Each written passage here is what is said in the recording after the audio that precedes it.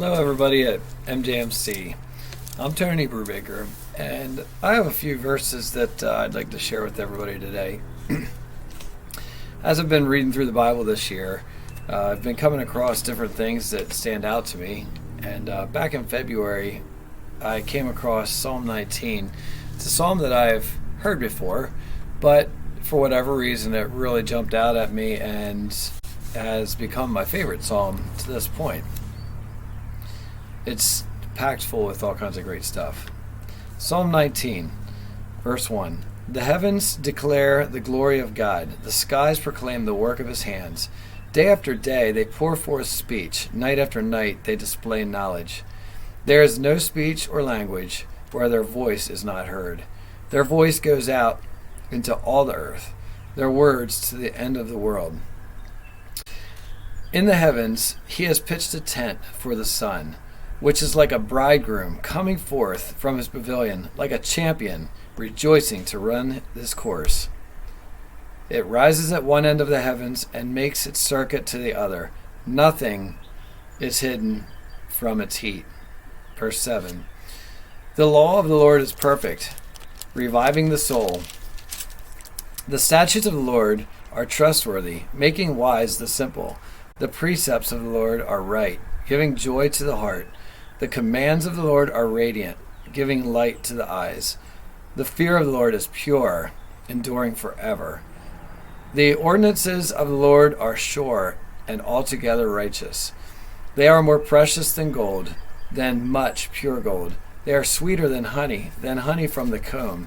By them your servant is warned. In keeping them there is great reward. Verse 12. Who can discern his errors? Forgive my hidden faults. Keep your servant also from willful sins. May they not rule over me. Then I will become blameless, innocent of great transgression. May the words of my mouth and the meditations of my heart be pleasing in your sight, O Lord, my rock and my redeemer. So I look at these verses kind of in four parts. The first part I would call revelation.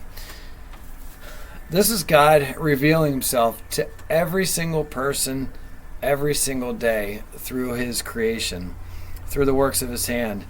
In Lamentations, it says that his mercies are made new every morning. Just as the sun comes up, God's mercies are new. Every day is a new start. It's a chance to know God better, to love God more, and to live for him. And it also says in Hosea that just as sure as the sun will rise, the Lord will appear. There's a lot of references in the Old Testament about comparing God's faithfulness to the sun. The sun comes up every day. Every day we get to feel its warmth. Every day we get to see what it does to sustain life. Verse 7 to 11, I would call blessing. This is talking about the law of God. Not everybody would consider rules a blessing. Sometimes rules make us feel constrained, or we have a naturally rebellious nature. But the psalmist here is saying that the rules are perfect, that by following them you have life. When Jesus came, he said that he came to fulfill the law, not to do away with it. And he did that on the cross. When he died and rose again, he completed and fulfilled the law that we could never do ourselves. And that grace is evident in the last couple of verses of this, where it says that its transgressions won't be held against him. Jesus also showed us he didn't only conquer and fulfill the law, but he also showed us a new, fuller way of understanding the law, that when we live what he's asked us to do, that we also then get to experience the fruit of the Spirit: love, joy, peace, patience, things that can only come from him. and come through following him and obeying his ways.